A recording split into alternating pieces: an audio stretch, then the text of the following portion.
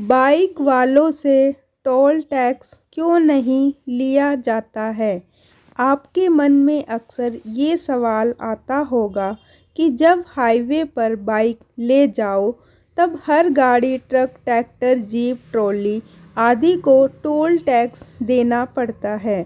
पर बाइक के लिए अलग एक रास्ता बना होता है और बाइकर्स को टोल नहीं देना पड़ता।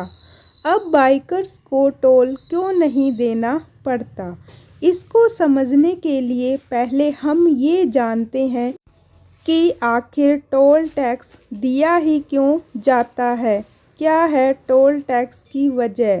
पुराने समय में जब एक रियासत से दूसरी रियासत में जाओ तो उस रियासत में घुसने पर कर यानी टैक्स देना पड़ता था।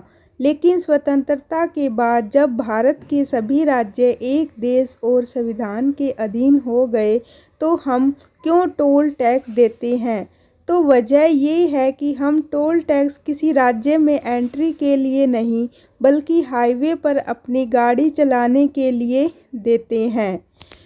उस लागत को वहां से गुजरने वाले वाहनों से वसूला जाता है। ये टोल टैक्स भी सीमित समय के लिए होता है। अमूमन NHAI भारतीय राष्ट्रीय राजमार्ग प्राधिकरण 10 या 15 साल के लिए ही टोल बूथ लगाते हैं। फिर बाइक से क्यों नहीं लेते टोल टैक्स?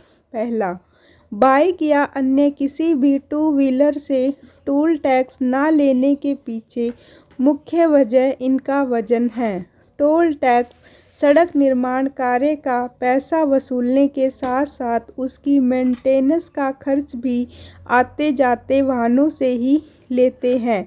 अब जितना भारी वाहन होता है उनसे उतना ही ज़्यादा टैक्स लिया जाता है। पर बाइक, स्कूटर, साइकिल या अन्य कोई भी टू व्हीलर इस मामले में बहुत ही हल्के वाहन होते हैं, इसीलिए इनसे छूट दे दी जाती है।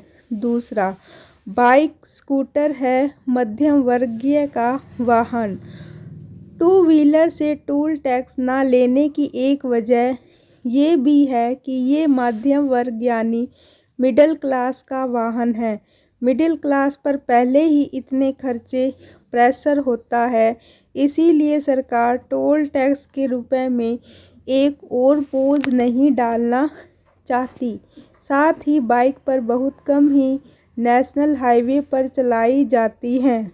कुछ बाइक्स होती भी हैं तो बड़ी हद 1 या 2 टोल गेट्स ही पार करती हैं। हालांकि इस नियम के चलते वो बाइकर्स भी फ़ायदा उठा लेते हैं जो अपनी महंगी सुपर बाइक से लंबी दूरियां तय करते हैं।